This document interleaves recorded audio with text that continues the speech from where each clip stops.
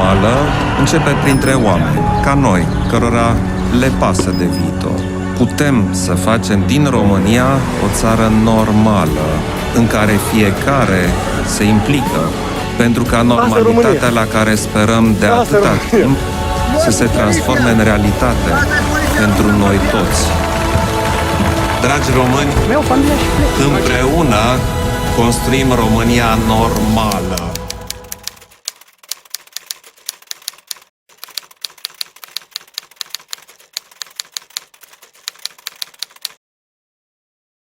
Comisia Europeană are vești îngrijorătoare pentru țara noastră. România ar putea pierde o treime din populație până în 2060 dacă migrația continuă cu aceeași viteză.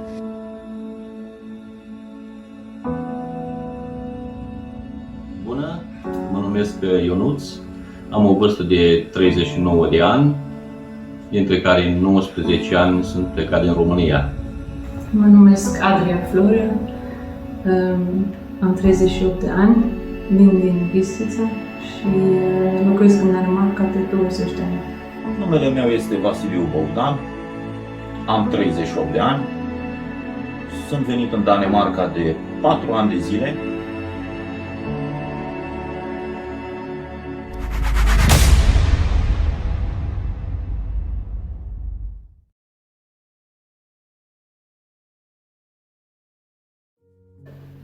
Toată copilăria mea, de când țin minte, toată lumea vorbea despre a pleca. Era visul, marele vis era America. Cu gândul ăsta și eu, bineînțeles, că l-am avut, că e mai bine să plecăm și visam și eu multe alte chestii. Toată lumea vrea să plece.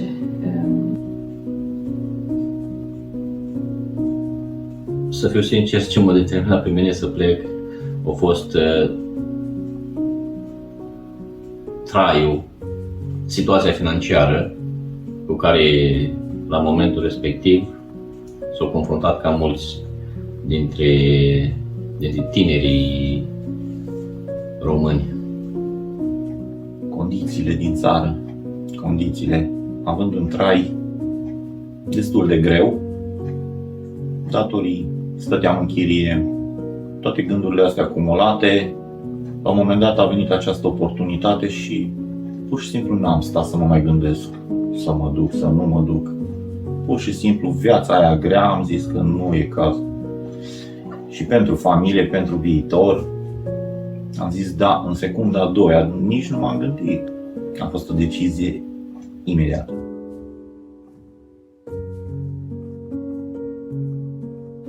Știind că plec, în ziua aceea urma să plec pe la 2:30 cu autocarul.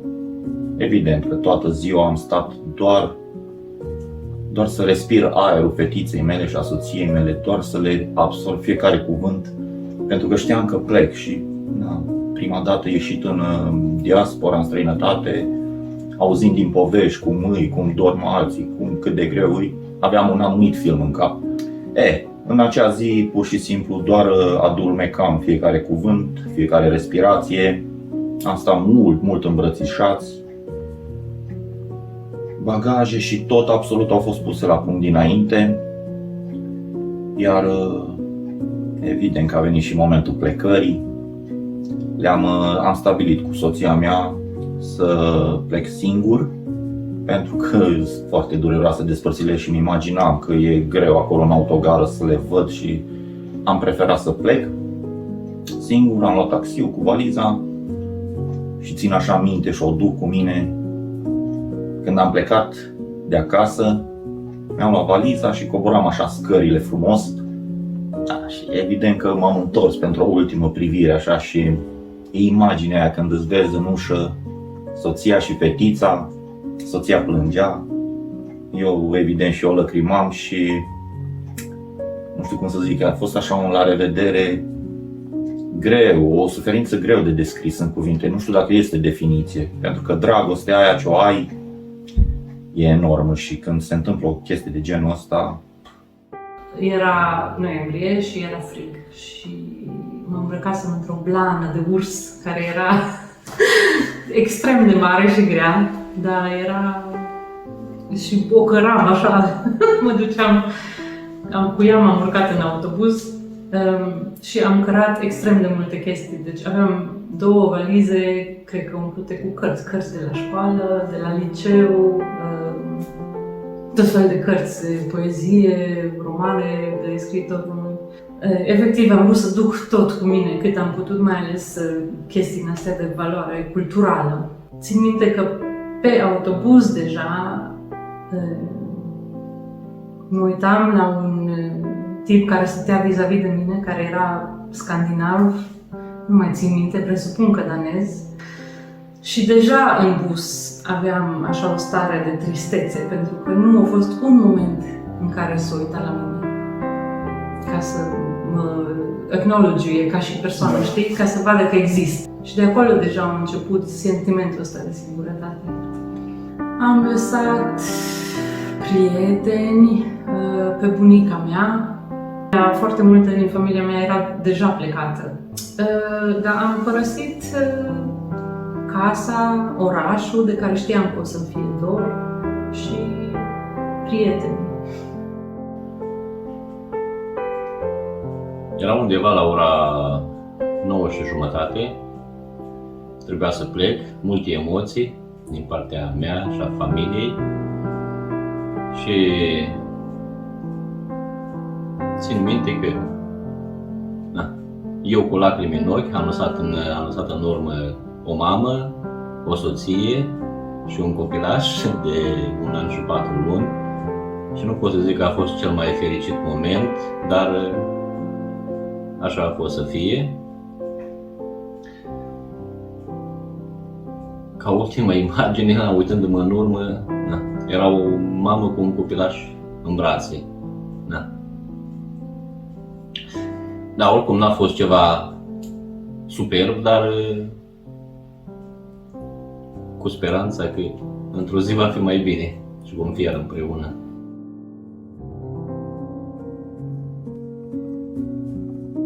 Prima zi în Danemarca a fost ca un șoc pentru mine.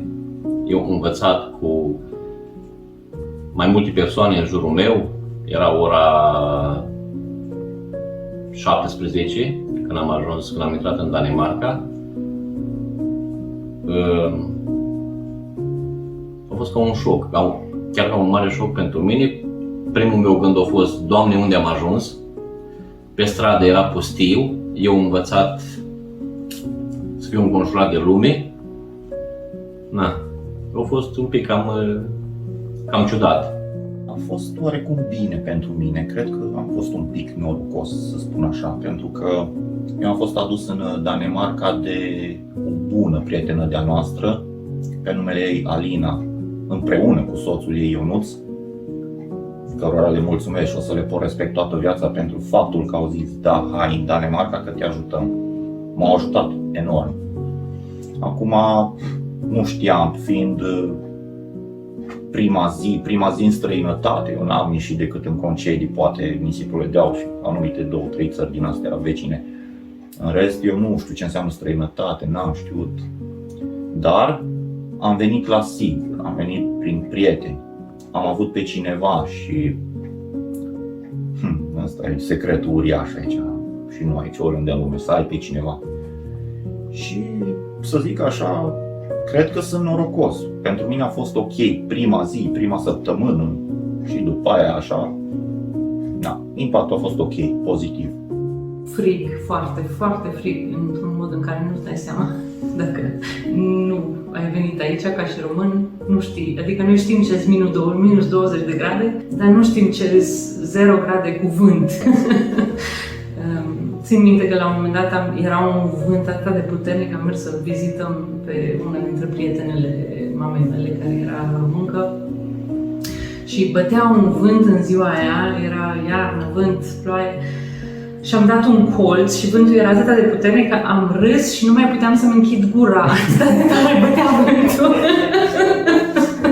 M-am deschis, nu mai puteam să-mi închid gura. Deci am ajuns la casa soțului mamei mele. El era un bărbat de treabă și primul lucru care s-a întâmplat a fost că ne-am pus să mâncăm, cred că era amiaz sau ceva, și ne-am pus să mâncăm ceva prânz, bineînțeles danez, cu rugol și toate chestiile astea. Și mi-a spus deja atunci, la prima conversație la prânz, a spus că îți dau 3 luni să înveți daneză. A fost un pic ciudat, așa că, ok. Dar eram prea tânără să-mi dau seama, acum, după atâția ani, îmi dau seama că pentru ei asta înseamnă absolut tot. Să știi limba lor. Și eu le-am avut cele pe care le are toată lumea, și anume în primul rând, și cred că ăsta e cel mai mare sacrificiu, lipsa familiei. Eu am venit singur pentru că așa am decis împreună cu soția mea, mă duc eu, văd cum este, mă așez bine și evident vă aduc și pe voi apoi. Lipsa asta și dorul de familie, de nu mai punem iar și de părinți, de surori, de anturaj, de ceea ce și ești tu în țară. Astea își pun un pic impactul și amprenta asupra ta. Mai ales cum am trecut și eu printr-un Crăciun, dezastru, pentru că sunt momentele alea, amintirile acelea frumoase și fiind singur între străini și poate nu ai norocul să fii atât de bine în cercul tău de străini, de români, și poate ai anumite trăiri, cum am avut de altfel și cred că toată lumea. Greutățile. Sunt foarte multe, cred că ar trebui să facem un documentar numai despre asta. Am muncit din greu, am muncit. Deci am sărit de 10 ori mai în sus decât orice alt tânăr de vârsta mea sau om din jurul meu, ca să dovedesc că îs bună de ceva. Am terminat școala de limbă, am învățat până la urma urmei, am învățat daneză în 3 luni jumate. Cel mai mare sacrificiu pe care ar trebui să-l fac este faptul că a trebuit să renunț la cetățenia română ca să-mi iau cetățenia daneză. Cum se tot schimbă guvernele și părerile, în momentul în care eu mi-am luat cetățenia, tocmai închiseseră posibilitatea să ai cetățenie dublă. Și în momentul în care eu trebuie să-mi iau cetățenie, eu trebuie să mă duc la ambasada română din Danemarca, să plătesc 4.000 de coroane la statul român ca să mă lase și să mă lepe de cetățenia română, ca să mi-o pot lua pe cea daneză. Și după vreo 3 luni după ce mi-am luat cetățenia, s-au schimbat regulile iară, că puteai să ai cetățenie dublă. Și asta mă râcâie încă în ziua de astăzi, mă râcâie atât de tare. Pentru mine asta e și o chestie simbolică, știi? Adică eu am renunțat la foarte multe chestii.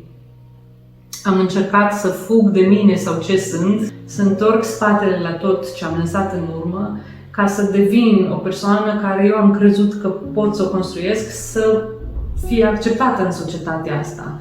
Nu pentru că vreau să toată lumea să-i placă de mine sau așa, dar să am un job normal, să am și eu o casă sau ceva, știi? Problema e, cred că am venit tânără și am venit cu ideea că trebuie să faci facultate înaltă ca să reușești în viață. Și asta nu e neapărat o chestie care e valabilă aici. Pentru mine a fost să stau departe de familie, de soție, de părinți, de copilaș. Nu a fost ușor. A trebuit să îndor un pic financiar. Mă refer să tai o roșie în 2, să mănânci de 2 ori pe zi, să fiu un pic restrâns cu alimentele, cu cheltuiala. Nu puteam să-mi permit foarte multe ca să reușesc să le aduc într-un timp cât mai scurt.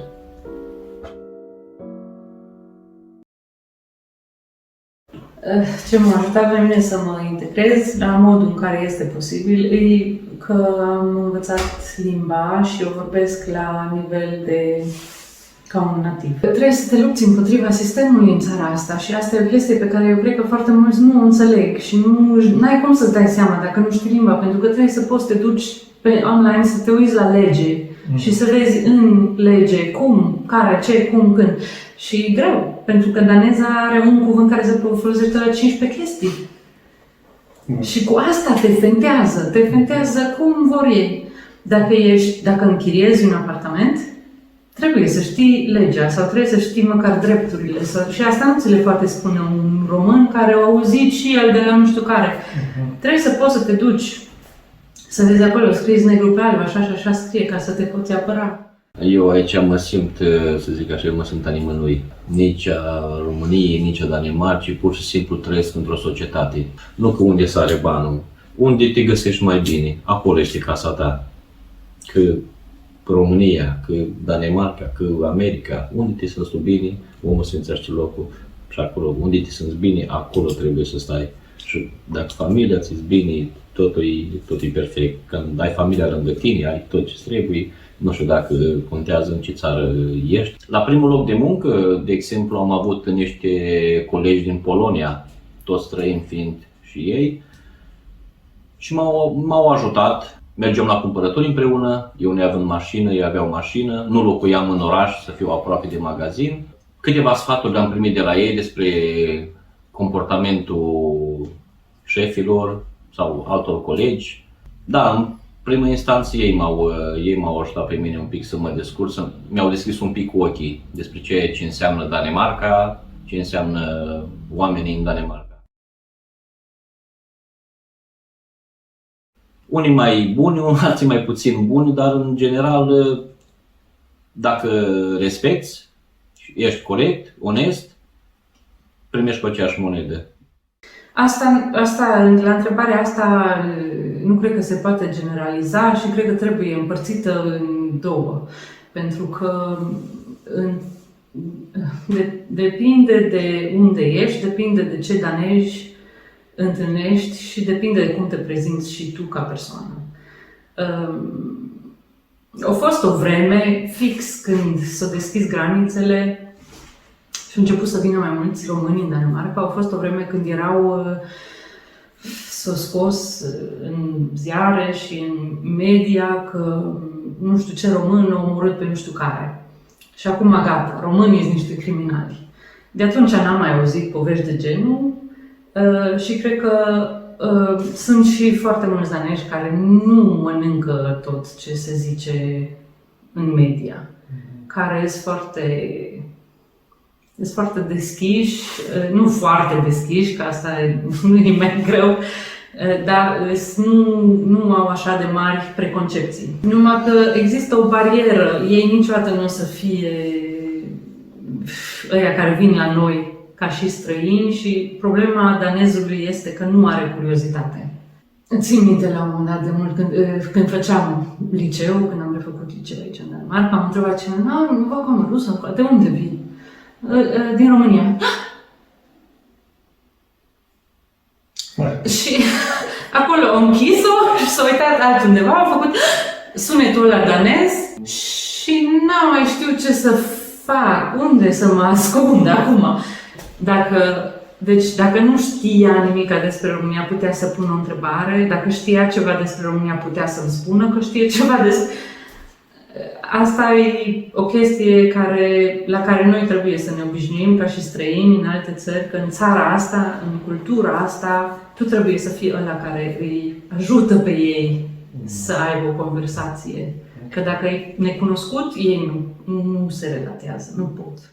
Uite, din punctul meu de vedere, să știi că e foarte bună imaginea noastră, pentru că noi suntem foarte harnici. Deci noi, și-aș spune și polonezii, suntem două nații care ne facem treaba foarte bine. Și atât din punct de vedere calitativ, cât și cantitativ. Noi lucrăm foarte mult și în comparație, deși nu e ok, foarte bine, foarte bine. Când a făcut cerere la vicari Dorte, șefa noastră, a spus să fie român sau polonez. Știi? N-am știut atunci, nu mi-am dat seama de ce.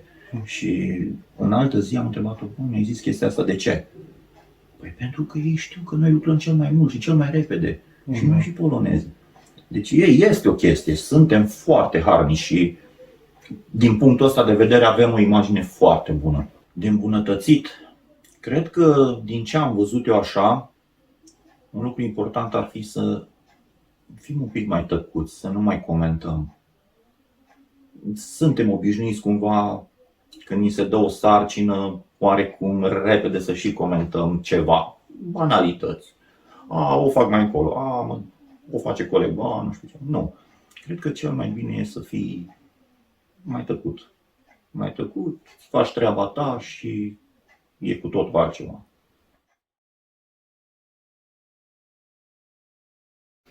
Să știi că și eu mă întreb de foarte mulți ani.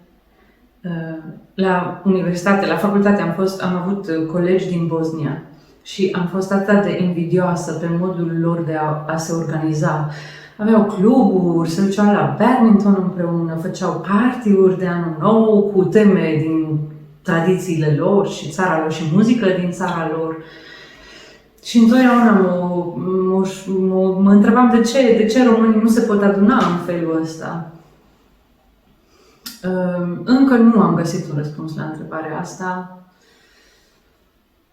Nu știu de ce ne urâm în halul ăsta unii pe alții, suntem foarte doi servim câte una la ălalt, dar nu ne putem.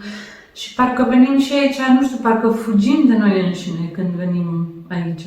Eu, în orice caz, am experimentat pe pielea mea că am încercat să fug de ai mei. Pentru că avem și multe tipuri, genuri de oameni în naționalitatea noastră care ne fac să ne fie rușine de noi. Dar mi-ar place, să știi că mi-ar place mult dacă am putea să găsim un mod de a ne organiza. Să știi că m-am gândit și eu la asta de multe ori și oarecum acum trecând și eu prin anumite chestii, am înțeles de ce și am înțeles cum funcționează lucrurile în străinătate. Vezi tu, în țară suntem 18 milioane de români, vorbim aceeași limbă. Aici în Danemarca, spre exemplu, suntem, 40.000. Dau un exemplu, nu știu cât suntem. Dar fiecare din noi avem un anumit cerc de prieteni, de români și pe ăștia ai, cu ăștia defilezi. Acum, prietenii aici în Danemarca ți faci doar dacă te pliezi, să zic așa, după principiile și regulile lor, adică să fii ca ei, să nu fii un pic mai diferit, adică să nu știu cum să zic, să nu dai înapoi. Dacă stau la masă 3 români, da? Și bârfesc, trebuie să fii și tu la fel.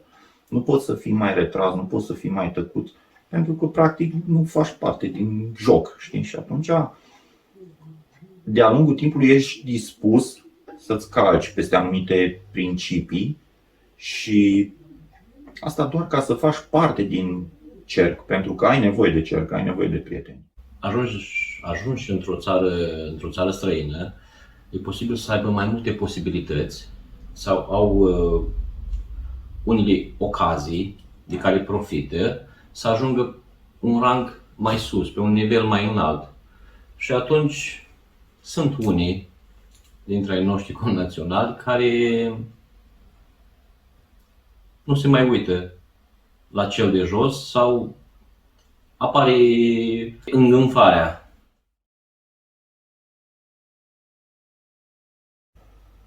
Eram în vânzări și salariul de acolo nu mi-ajungea să-mi achit datoriile.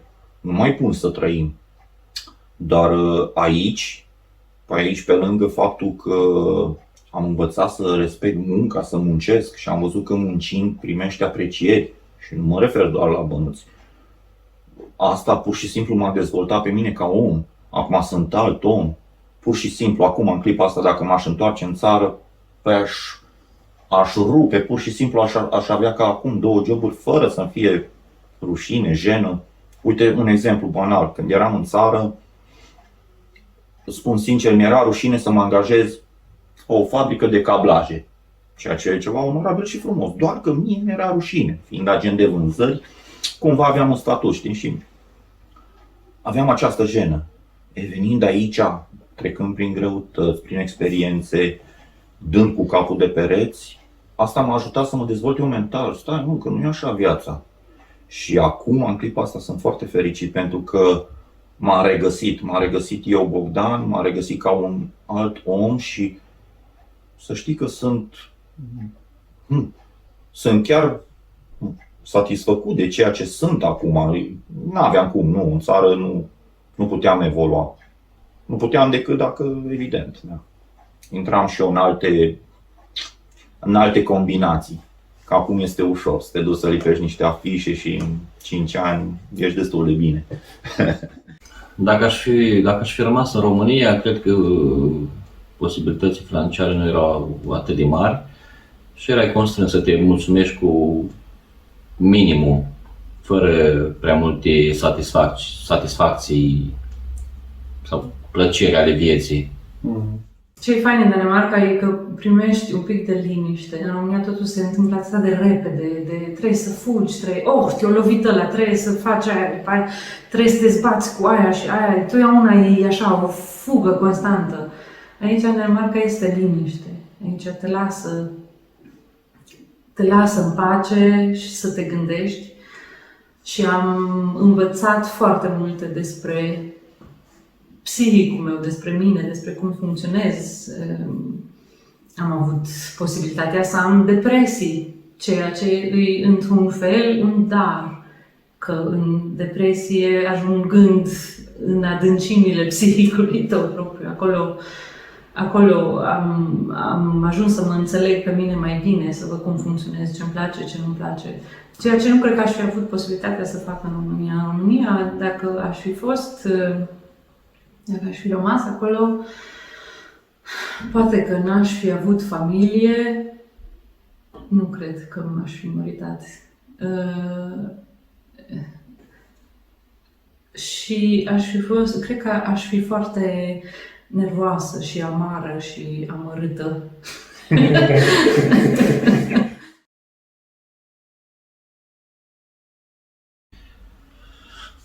Primul sfat care îl pot da la o persoană este să fie încrezătoare, să știe ceea ce vrea și să lupte pentru acel lucru și să nu se dea bătut. Multe persoane, după o scurtă perioadă de străinătate, nu rezistă dorul de casă, de familie, dorul de prieteni, dorul de anturaj, care este un lucru foarte important, anturajul, și să aibă și planul B, să aibă un plan B de rezervă în cazul în care nu li se oferă ceea ce li se promite, să aibă și un plan B. Asta e o chestie care am observat-o aici în Danemarca. Multă lume vine și, nefiind obișnuiți să plece departe de familie, mai ales pentru cei căsătoriți, cei care au copii, dorul de familie și dorul de copii te omoară, te distruge pe dinăuntru. Și atunci asta e singurul sfat, să fie tare și încrezător că poate să răzbată tot în viață. Multe persoane de aici pleacă, maxim un an de zile, dacă rezistă și pleacă, dar în sănătate primul an este cel mai greu. Este cel mai greu. În primul an te stabilești cu un loc de muncă, cu niște acte, începi să înveți societatea, începi să înveți obiceiurilor, comportamentelor și dacă ai trecut de un an de zile, totul vine de la sine. Am văzut pe internet persoane care au venit, au și plecat. Și după aia, după ce au plecat din țara gazdă, se întorc în România și după 2-3 luni realizează că de fapt a fost o greșeală să plece, că trebuia să mai reziste, să mai răzbată un pic. Dacă cineva vrea să plece din România, eu am văzut pe cineva pe Facebook care întreba, am o fată și vreau să scot din liceu din România să o aduc în Danemarca. Poate că acum 20 de ani, cum mi s-a întâmplat mie chestia asta, au fost cât de cât ok, dar a fost extrem de dur. Să vie cea la 18 ani, ei deja și-au făcut tot network-ul pe care au avut nevoie să-l facă și nu mai au timp de încă un prieten în plus. Plus că nu-s curioși, nu interesează. Deci tu ți-ai pierdut toți prietenii de acasă și vii aici ca să iei de la 0, de la 18 ani. E criminal. Singurătatea aia, în primul rând, te aruncă în depresie direct, pentru că vii de acasă unde aveai 20 de prieteni, 3, oricând, la orice oră era cineva la care te puteai duce sau care venea la tine sau cu care puteai vorbi sau împărți o cafea sau știu eu. Și vii aici la singurătate completă, nimeni nu vrea să se uite în ochii tăi sau să se uite la tine, pe bus, pe stradă, pe niciunde. Deci ești efectiv mai bine n-ai exista. Barierele astea de mentalitate înseamnă că nu ți-e ușor să comunici cu cineva. Și când ești deprimat, n-ai energia necesară să te gândești tu la ce ai putea să-l întrebi pe ălălalt ca să faci o relație. Ești deprimat, ești dus, n-ai energie să conversezi, știi? Deci cineva trebuie să vină să te întrebe. Și dacă nu vine nimeni să te întrebe, și eu ce am avut prieteni sau cunoștințe, așa, n-am avut prieteni daneși. Nu m-am înțeles bine cu ei, n-am putut. Dacă îți găsești de lucru, fă un ban și du-te înapoi în România. Stai aici 6 luni, lucrezi, te duci în România 6 luni, nu lucrezi. Ăsta e singurul mod în care eu văd că s-ar merita. Dar să vii aici să o iei de la capăt ca și familie, e brutal, e criminal. N-aș recomanda nimănui, e greu. Depinde și de unde vii din România și de la ce vii. Asta da, uite, cel mai bun sfat sau printre cele mai bune este să găsească pe cineva acolo unde vrea să meargă. Dacă nu are un prieten, să găsească pe cineva, să facă o înțelegere. Nu contează financiară, nu contează. E important să ai pe cineva. E important să fii îndrumat. E important să știi până și cartela de telefon de unde să-ți o cumperi și cum să o activezi. Un exemplu minim, dar e important lucrul ăsta. Evident, apoi, iar este un mare secret când pleci în străinătate, fă cumva și du-te cu bani. Du-te cu bani care să-ți asigure traiul, chiria, absolut tot pentru cel puțin 2 luni de zile, pentru că durează. Nu depinde de tine sau de altcineva. Durează procedurile până ți ies actele, toate actele și cardul și tot durează. Și atunci 2 luni cel puțin să le ai asigurate.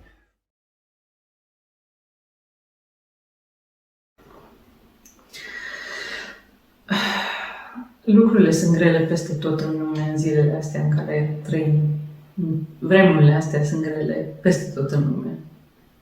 Sunt grele într-un mod în România, sunt grele în alt mod în Danemarca și sunt grele în alt mod în America. Dar peste tot e greu. Și speranța mea o găsesc în faptul că nu suntem de aici. Venim aici, privegim puțin pe pământ și o să plecăm la un moment dat. Nu avem decât să facem cei mai buni din fiecare zi care există. Și soarele. Că mai iese din când în când. Te motivezi cumva fără să vrei și oricum, mai ales în momentele de cumpănă, e prietenul cel mai bun, îl ai tot timpul alături. Dumnezeu nu te părăsește niciodată și nu o spun să pară cumva filozofic, dar când ai un necaz sau un dor sau o jale, te scoate din necaz. Dar nu ai nevoie doar de asta. Te ajută foarte mult faptul că nu poți tu să lași garda jos pentru că ai plecat, ai făcut pasul ăsta. Nu poți să dezamăgești, nu ai voie să dezamăgești pentru că ai un cel, nu? Fiecare avem un obiectiv și îți vine de la sine, îți dorești foarte mult să reușești. Și atunci, capul în pământ, în funcție de fiecare, pe mine m-a ajutat foarte mult credința și i-am dat înainte fără să mă gândesc cât este de greu, cât este de cumplit. Pur și simplu îi dai înainte ca să reușești. Singurul lucru care pe mine mă motivează este că copiii mei sunt bine, am ce să le pun pe masă și cu speranța că mâine va fi mai bine și pentru viitorul copiilor.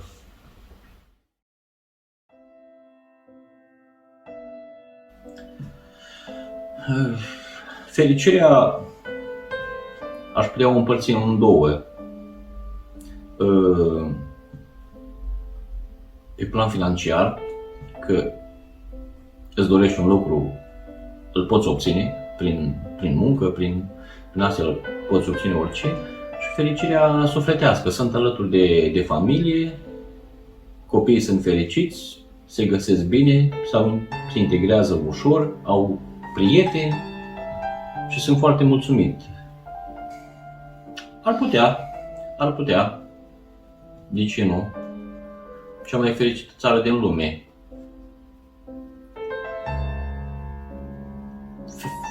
Fericirea, fiind întrebarea legată de Danemarca, este fericită pentru că îți poți permite o vacanță, îți poți permite multe lucruri pe care, cu experiența mea de 10 ani în Italia, nu mi-am putut permite ceea ce mi-am permis aici. Sistemul este bine pus la punct. Tot sistemul danez cred că este cât bine pus la punct. Și da, cred că este o țara făgăduinței. Mă face fericit în clipa asta liniștea. Mă face, uite, am ajuns să dorm noaptea liniștit, cu zâmbetul pe buze și în suflet și împăcat cu mine. Evident și datorită faptului că n-am datoriile alea pe care nu le puteam achita în țară. Datorită faptului că mă duc într-un magazin și pot să-mi îndeplinesc poate anumite vise pe care nu aveam cum să le îndeplinesc în țară. Sunt multe lucruri care îți aduc așa cumva împlinirea și fericirea. Acum, cred că cel mai important este faptul că evoluăm, eu și familia mea, soția și fetița, evoluăm frumos, se văd rezultatele. Evident, pentru asta muncim, nu așteptăm să pice sau nu cerem în stânga în dreapta, dar datorită eforturilor se văd rezultatele și îți aduce așa o împlinire, o bucurie. Pentru că, na, îți permiți orice și ai un trai liniștit. Da, cred că pot spune da așa 100%. Și am doar 4 ani aici. Dar îmi dau seama de diferența asta de mentalitate, de cultură. Și da, e normal. E normal. Ce mă face pe mine fericită?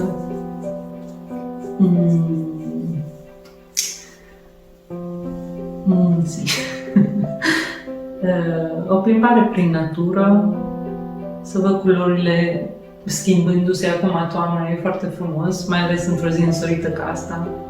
O carte bună, să râd cu copiii mei. Cam atâta. A fost votat cel mai fericit popor din lume, după care s-au reanalizat datele și au realizat că de fapt sunt cei mai mulțumiți oameni din lume cu ce au. Sunt mulțumiți cu ce au și nu au nevoie de mai multe. Ei nu au goana și e drept că nu au goana asta constantă pe care noi avem în România. Tot timpul să aspirăm la mai mult, tot timpul vrem mai mult decât avem. Dar, bine, Danemarca a fost o țară bogată de mulți ani, multe generații. România, noi am suferit foarte mult. O chestie care încă se mai resimte în generațiile de astăzi.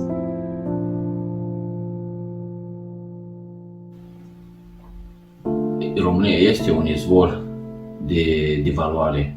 Avem mulți oameni care sunt deștepți. Românii, în general, sunt oameni sufletiști, îți deschid ușa la orice oră, indiferent de problemă și indiferent cât de rău poate suntem văzuți în afara țării, dar când un român are o problemă, ceilalți sar în ajutor. Iar un plus de valoare care l-am luat cu mine în străinătate au fost bunătatea și respectul. Avem niște tradiții, o cultură foarte bogată și niște tradiții faine de care sper să ne putem ține, că începem din ce în ce mai mult să le dăm drumul și să le uităm de dragul modernității. Dar ca și popor suntem calzi, deschiși, mărinimoși,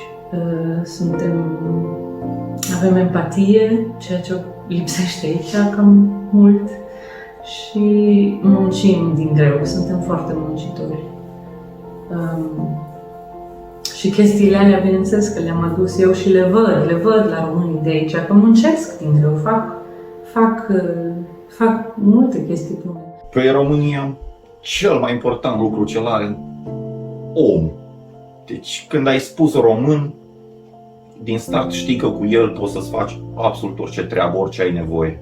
Nu cred că există țară pe planeta asta care să nu aibă nevoie de români.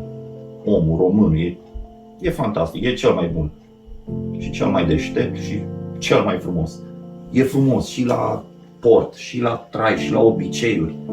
Păi dacă ar fi, de exemplu, doar un an să ne permită țara asta, aveam eu așa într-o zi gândul ăsta și îl spun, poate e o banalitate, dar un singur an să ne permită țara asta să creăm noi Crăciunul. Păi ar fi magnific. E cu totul altfel și nu de colinde. Toată pregătirea în sine, atmosfera, adică lucrăm la ziare, imaginează-ți că livram ziare, știi, pe la 10 noaptea. Beznă, închis. Nu există, tată.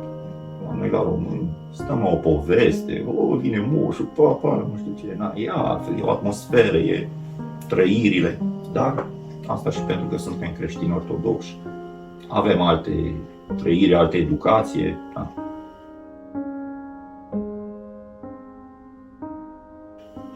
Ca și atunci, nici acum nu pot să stau să mă gândesc la asta, da, răspunsul e da.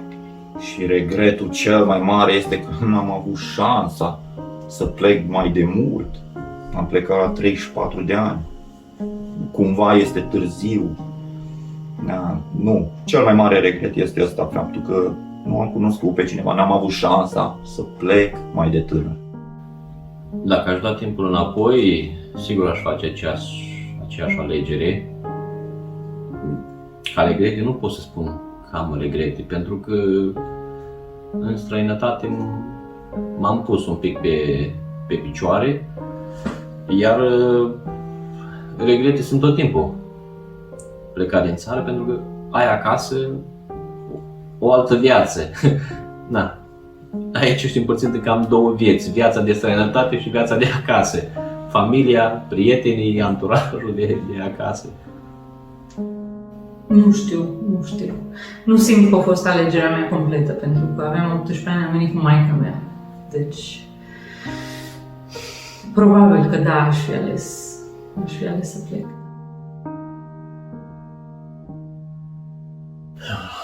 Aici am un mesaj scurt și cuprinzător. Respectați-vă și fiți oameni între oameni. Uniți-vă, hai să ne unim, cred că ne-ar fi atât de mult mai bine dacă am putea să ne unim și să ne ajutăm unii pe alții, dacă am putea să facem o petrecere de 1 decembrie sau un Crăciun împreună, să ne adunăm, să ne organizăm și să ne ajutăm unii pe alții. De-aia cred că munca ta e foarte importantă, ce faci tu acum, că a asculta povestea altora care sunt în aceeași barcă ca și noi ajută foarte mult să nu ne simțim singuri. Știu că eu m-am simțit foarte singură, sigură că alții se simt la fel de singuri și mi-ar place foarte mult să văd că ne putem ajuta unii pe alții. Acum, da, eu sunt un simplu român, mulțumit că sunt aici unde sunt la ora asta și nu îmi permit eu să dau sfaturi altora, dar acum trecând și eu prin anumite experiențe mai neplăcute, aș putea da un sfat și cred că e valid pentru toți românii de oriunde în lumea asta. Este foarte important să nu vorbești despre altă persoană în lipsa ei și cu precădere lucruri negative. Dacă ai ceva de spus pozitiv, e ok, dar dacă nu, mai bine să nu vorbești despre altcineva în lipsa lui, ceea ce se traduce prin definiție bârfă. Cel mai bine să-ți vezi de treaba ta, să muncești, muncă, muncă și iar muncă, și cred că cel mai important e să ai grijă de tine și de familia ta. Lasă-i pe alții să aibă ei grijă de ei înșiși. Da, păi România mi-a dat șansa să fiu omul care sunt. Dacă mă nășteam în Danemarca, clar, nu aveam empatia, nu aveam ceea ce sunt eu ca balcanic, ca suflet, ca... Nu, România este și va fi, nu? E mama mea.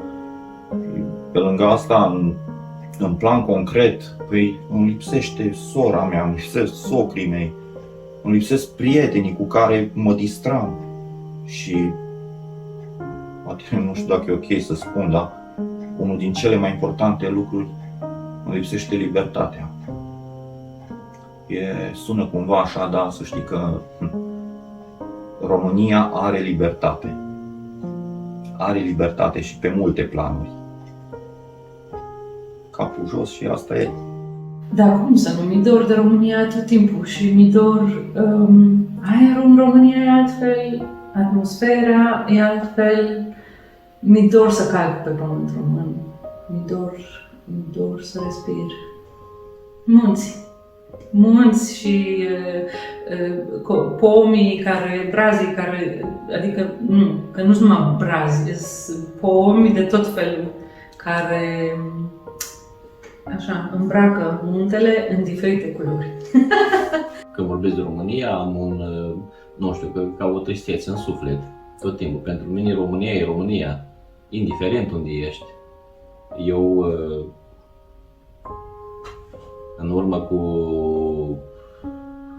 21 de ani am depus un jurământ pentru țară, care pentru mine a însemnat enorm jurământul și ăla nu mi-l pot schimba, indiferent unde ne-am aflat. Și din România îmi lipsesc locurile, anturajul, oamenii. E diferit față de străinătate. Aici te simți singur, pe când acasă te simți, nu știu, chiar dacă nu e de la tine din familie, dar îți este ca un aproape. Românul îți este aproape.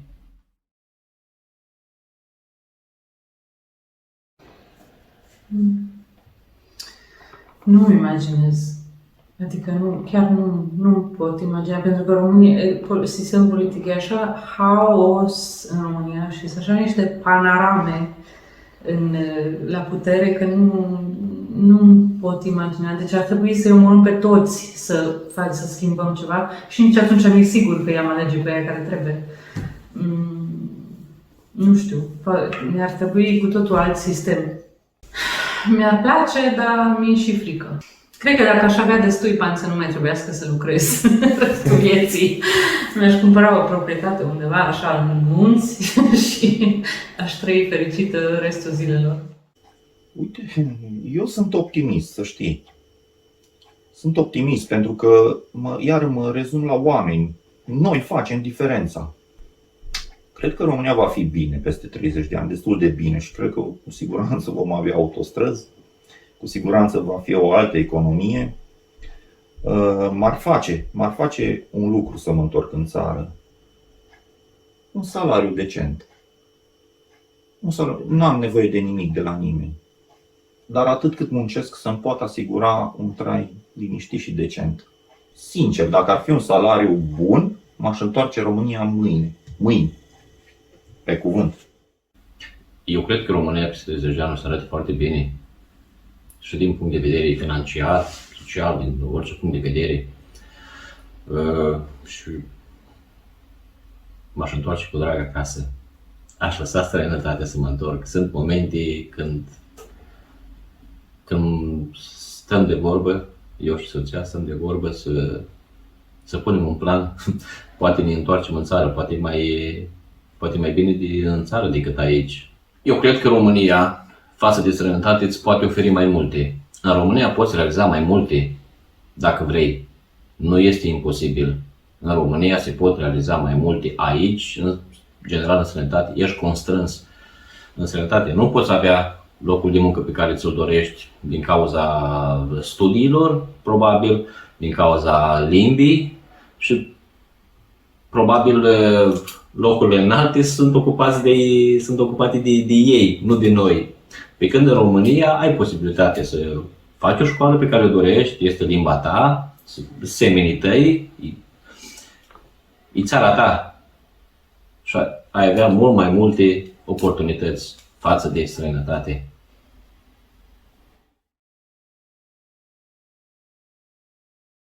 Ne dor de prieteni, de familie, de bunici, de frazi, surori, la toată lumea ne este dor.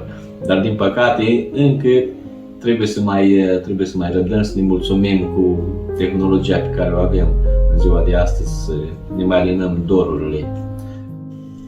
În loc de o îmbrățișare, cred că, dragii mei, v-ar putea ține loc următorul lucru, și anume că,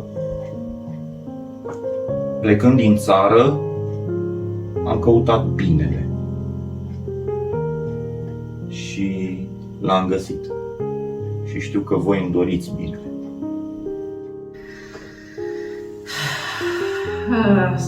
Asta e greu, pentru că mi se rupe inima când aud poveștile astea de copii părăsiți în țară, de părinți care trebuie să plece să muncească în alte țări ca să poată supraviețui și să trimită bani acasă la un copil părăsit, care, ok, îl hrănești cu pâine, dar săracul... Mi se rupe sufletul că suntem așa că forțele astea globale ne destramă în halul ăsta.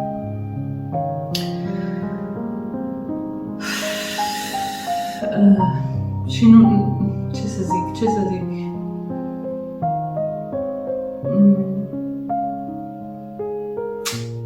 Trebuie să fim tari și să continuăm lupta, n-avem de ales.